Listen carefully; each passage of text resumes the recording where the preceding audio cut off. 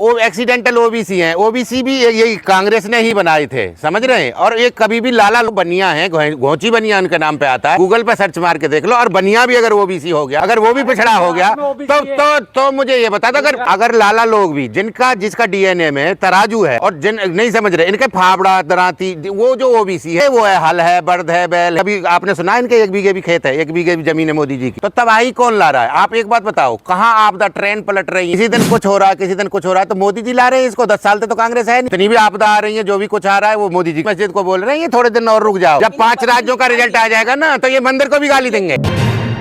एक बात तो बताओ, ये तबाही मोदी जी लाए हैं, कांग्रेस लाई है? आप देख रहे हो कितनी रेल पलट रही है, कितने जो वो है ना, जो हमारी शहादत हुई थी ना, जितनी जब से आतंकवाद शुरू हुआ है जब से और अब तक जितनी 10 साल में शहादत हो गई है ना उनकी, तो उतनी शहादत तो भाई साहब उस 30 साल में भी नहीं हुई, पिछले वाली में, जितनी मोदी जी के काल में हो गई है। 10 साल में शहादत हमारे फौजियों की। नंबर 2, आपने किसानों की भी देखी, ये मोदी जी का ही कारनामा था ना, जो 850 किसान जो मरे थे यहाँ बॉर्डर पे। आप भी थे, आपको पता तो है ही। तो तबाही कौन ला रहा है? आप एक बात बताओ, कहाँ आपदा ट्रेन पलट रही है? किसी दिन कुछ हो रहा है, किसी दिन कुछ हो रहा है, तो मोदी जी ला रहे हैं इसको। 10 साल से तो कांग्रेस है नहीं। जितनी भी आपदा आ रही है, जो भी कुछ आ रहा है, वो मोदी जी के शासन काल में नहीं करने दे रही ना। यही तो दिक्कत है कि मोदी जी को तो बहाना चाहिए। कभी भूख उसका चाहिए, क्या नाम है, अपना कोरोना का चाहिए, कभी इसका नेहरू जी का चाहिए, कभी इंदिरा जी का चाहिए, और कभी फिर कह देते संसद में मुझे बोलने नहीं देते, कभी कहते हैं मैं तो पिछड़ा हूँ। पिछड़ा कहाँ से हो जाते हैं? ये एक्सीडेंटल पिछड़ा है यार। लाला जी कहते हैं मैं ओबीसी वर्ग से आता हूँ, इसलिए कांग्रेस मुझे गालियां देती है। यार एक बात बताओ ना, ओबीसी नहीं है वो एक्सीडेंटल ओबीसी है। ओबीसी भी यही कांग्रेस ने ही बनाए थे, समझ रहे हैं। और एक कभी भी लाला लोग, वो बनिया है, घोंची बनिया उनके नाम पे आता है, आप गूगल पे सर्च मार के देख लो। और बनिया भी अगर ओबीसी हो गया, अगर वो भी पिछड़ा हो गया, तो मुझे ये बता दो, अगर लाला लोग भी जिसका डीएनए में तराजू है और जिन नहीं समझ रहे, इनके फावड़ा दराती, वो जो ओबीसी है उसके वो है, हल है, बर्द है, बैल है। कभी आपने सुना इनके 1 बीघे भी खेत है, 1 बीघे भी जमीन है मोदी जी की। गरीब है ना। 99% ओबीसी वो होगा जिसपे खेत होगा, जिसपे फावड़ा होगा। इनके गरीब लोगों पे नहीं है जमीन ना, लेकिन उसके दराती तो मिलेगी, खुरपा तो मिलेगा, फावड़ा तो मिलेगा, हल तो मिलेगा, बैल तो मिलेगी, कुछ तो मिलेगा। इनके तो कुछ भी नहीं है। नहीं है जो आपने सुना है कभी भी इनके यहाँ है? आप बता दो मुझे, किसी ने भी सुना हो इनके यहाँ हल सुना हो, बैल सुना हो? अमित शाह कह रहे हैं जाति जनगणना के खिलाफ नहीं हूँ मैं। भाइयों ने, मोदी जी ने कभी ये बोला है कि मैं खेत में गया, मैंने ये काम किया, मेरी जमीन मर गई या मेरी फसल मर गई या मुझे मुआवजा नहीं मिला? कभी भी आज तक उन्होंने कोई जिक्र करता देखा? वो किसान का तो जिक्र ही नहीं करते। अमित शाह कह रहे हैं कि मैं जाति जनगणना के खिलाफ नहीं हूँ कभी। क्यों? और कौन खिलाफ है? अगर जाति जनगणना के खिलाफ नहीं है तो जाति जनगणना आप करा देते। 10 साल हो गए आपको। 2011 की हुई है, उसके ही जो कांग्रेस ने करवा दी थी 2011 में, उसी के आंकड़े पर आगे को कर दो, उसी को सार्वजनिक कर दो, उसी को मान लेंगे हम तो, आप नहीं हो तो। और फिर उसके बाद में फिर ड्यू हो गई 2021 में। हर 10 साल बाद होती है, 2021 में ड्यू हो गई। क्यों नहीं करवा रहे? जनसंख्या जो वो है, जनसंख्या का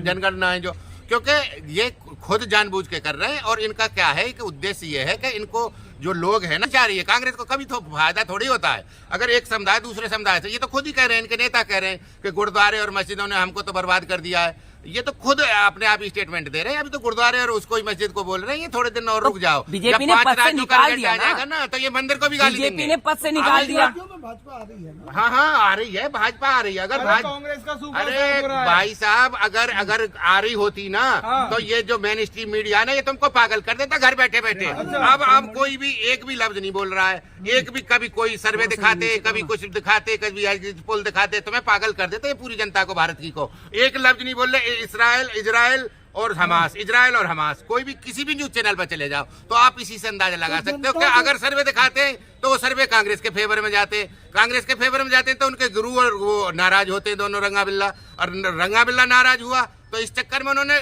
टॉपिक ही बदल दिया। उन्होंने सीधा डाइवर्ट करके ले गए हमास। कम से कम कुछ वोट मिलेंगी तो मुस्लिम पे, हमास पे और इजराइल के नाम पे ही मिल जाएंगी। जनता वोट तो मोदी जी के नाम पे देगी ना। नहीं, मोदी जी के नाम पे कब तक देगी?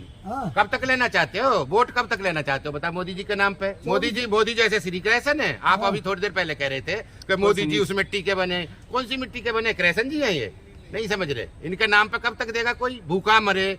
अरे भैया, हर वक्त किसान नहीं रहेगा, हिंदू नहीं रहेगा हर वक्त। वो हिंदू कभी किसान भी बनेगा, कभी वो उसको जॉब भी चाहिए, उसको अपनी फसलों के रेट भी चाहिए, और उसको व्यापार भी चाहिए, उसको काम भी चाहिए, उसको कामकाज भी चाहिए। ये हर वक्त हिंदू नहीं रहेगा वो। मोदी जी ने ऐसे कर रही है। मोदी मोदी अरे मोदी मोदी कौन कर रहा है यार? मोदी मोदी वो लोग कर रहे हैं या तो जिनका कहीं ना कहीं से लिंक सरकारी दामाद है, सरकार से सैलरी ले रहे हैं और उनको सैलरी अनाप शनाप मिल रही है, कमीशन पूरा टाइम से मिल रहा है। और दूसरी बात, या फिर वो लोग हैं जो व्यापार कर रहे हैं, जिनको जीएसटी और इससे नोटबंदी से प्रॉफिट हुआ है, वो लोग हैं। और वो एक थोड़े बहुत नहीं है, 10 करोड़ लोग हैं।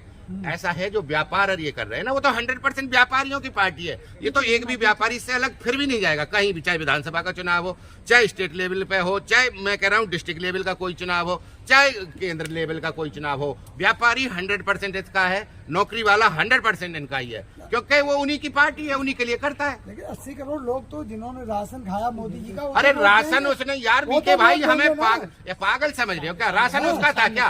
राशन किसी सरकारी फैक्ट्री में बना था क्या? राशन सरकार ने उगाया था क्या? उसका ही राशन था, उसी किसान ने उगाया था, उसी मजदूर ने उगाया था, और उसको सस्ते होने पौने रेट में लेके और वो उसी को दे दिया। तो इनका क्या है उसमें? और सुनो, इससे पहले मिट्टी का तेल भी मिलता था और वो भी मिलता था, केरोसिन ऑयल मिलती थी, चीनी मिलती थी। इवन जब तुम छोटे हो गए तुमको पता नहीं, सीमेंट भी 8 रुपए की सब्सिडी मिलती थी। सीमेंट के बैग पे भी सब्सिडी गवर्नमेंट देती थी जब घर बनाते थे। आपको नहीं पता है। अब जब इनका, एक बात बताओ, जब इनका कोई उसमें वो तो महंगे वाला आइटम जो पर हेड पे 400 रुपए आ रहा था, मिट्टी का तेल, चीनी, वो तो बंद कर दिया इन्होंने क्या किया? टूटी के चावल पता है मुर्गी खाती है, मुर्गी दाने के वो चावल हैं जो 15 रुपए किलो आते हैं। 2 किलो उसको चावल देंगे तो 30 रुपए के चावल हो गए। 5 किलो गेहूं देंगे, 20 रुपए के हिसाब से 100 रुपए के गेहूं, 130 रुपए का दे रहे हैं। 400 रुपए का रोक के 130 रुपए का दे रहे हैं। और जब पिछली भी गवर्नमेंट थी, कांग्रेस भी 10 साल पहले, केवल 2 रुपए उस पे लेती थी किलो के हिसाब से गेहूं पे, और 3 रुपए उस पे चावल पे लेती, 16 रुपए वो लेती थी। कि उसने ये 16 रुपए बंद कर दिए। और क्या है, पहले भी गवर्नमेंट दे रही थी। भी जनता खुश है ना। अरे जनता एक बार ही तो खुश हो सकती है भैया, काट की एक बार ही तो चढ़ी हुई है ना, एक बार की।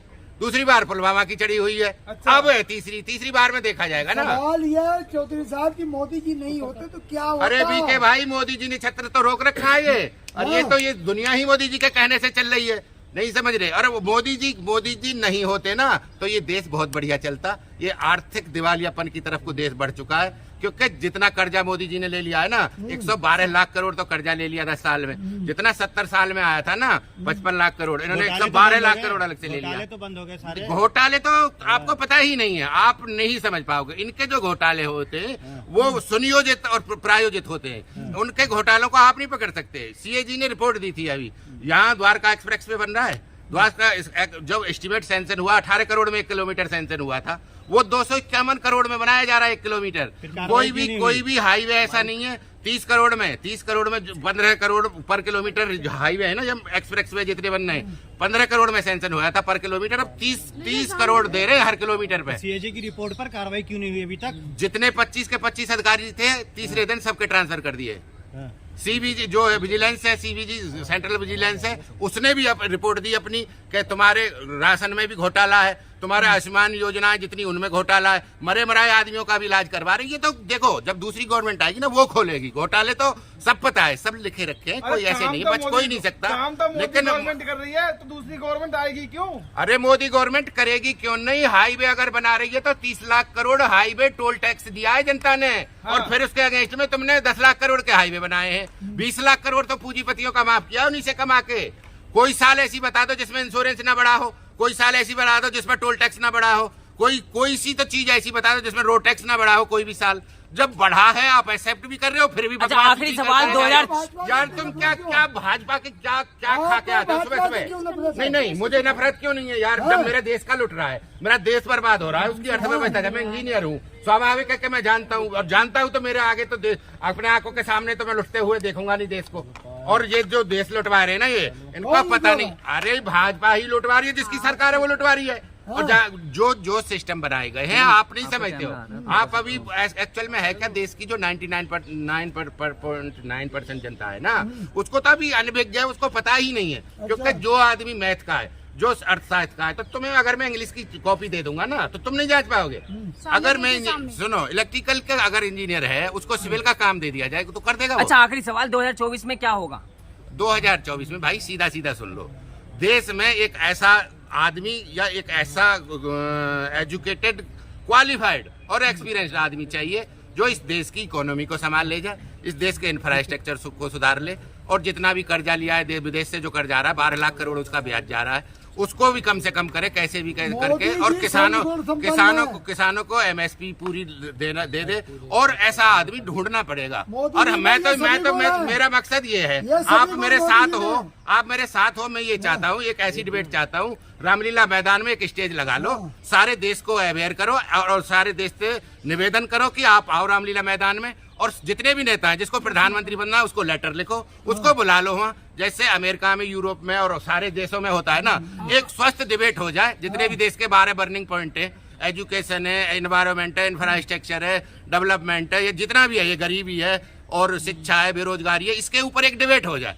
और उसमें उस डिबेट में सबसे वो कैलकुलेशन निकाली जाए, भाई आप बताओ आप क्या करोगे, हमारा अपना फ्यूचर प्लान बताओ, रोड मैप बताओ, जिसका भी अच्छा लगे, नहीं समझ रहे उसी को प्रोजेक्ट किया जाए, और ये अंधेरगर्दी मत करो, कंडीशनल अगर वोट डाली जाएगी, चलिए शुक्रिया, वोट अगर डाली जाए तो कंडीशनल डाली जाए, तू हमारे लिए ये करेगा, पहले बोलो, जैसे शाहरुख खान की भी पिक्चर आई, मूवी आई थी उंगली वाली, तो यही मैं कहना चाहता हूँ कि पहले ले लो, नेता बाद में कुछ देने वाला किसी को है। चलिए शुक्रिया। जनगणना की बात करते हैं, अगर जो है कि कांग्रेस में मल्लिकार्जुन खड़गे जी एससी कैटेगरी से आते हैं, अगर कांग्रेस की सत्ता आई, इंडिया गवर्नमेंट की सत्ता आई, तो क्या मल्लिकार्जुन खड़गे प्रधानमंत्री बनेंगे? तो क्यों नहीं बन सकते यार, मनमोहन जी नहीं बने और नरसिम्हा राव जी नहीं बने, एक मिनट सुनो, इंद्र कुमार गुजराल भी बने, नरसिम्हा राव भी बने, नहीं समझ रहे, ये भी वो भी बने थे, अगर उनको बैठेगा, अगर सिस्टम ऐसा बैठेगा तो उनको वो भी बन सकते हैं, कोई पिछड़ा भी बन सकता है, राहुल जी भी बन सकते हैं, अभी का कोई डिसाइड नहीं है।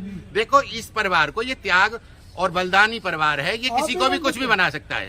हाँ मैं बन सकता हूँ, मैंने तो मैं खुला चैलेंज कर रहा हूँ, मेरे को बुला लो, मैं देश को एक ऐसी लाइन ऑफ एक्शन दे दूंगा, एक ऐसा वो दे दूंगा, सोर्स ऑफ मनी और रेवेन्यू जनरेट करने का सौदा दे दूंगा, 10 करोड़ जॉब भी एक साथ लगाई जा सकती है, लेकिन उसको मेन प्लेट उस पर उतारना, ग्रास रूट पर लाना सब चीज का, वो जरूरी है, और उसके लिए मैं भी जा सकता हूँ, क्या दिक्कत है, राहुल जी मुझे बुला सकते कभी, चलिए उसमें क्या दिक्कत है मेरे को, मतलब आप प्रधानमंत्री के ख्वाब देख रहे हो? नहीं देखने में क्या जा रहा है यार, एक बात बताओ ना, मैं एजुकेटेड हूँ, क्वालिफाइड हूँ, मैं एजुकेटेड हूँ, एक क्लास कॉन्ट्रैक्टर हूँ, 25 साल से एक्सपीरियंस है, तो मेरे में क्या कमी है, आप बताओ ना। मतलब आप प्रधानमंत्री? अरे मैं संसद बनवा सकता हूँ, हाईवे बनवा सकता हूँ, एक्सप्रेस वे बनवा सकता हूँ, अब मेट्रो चलवा सकता हूँ, रेल वो अपनी जनरल रेल है उसको भी चलवा सकता हूँ, क्या नहीं चलवा सकता।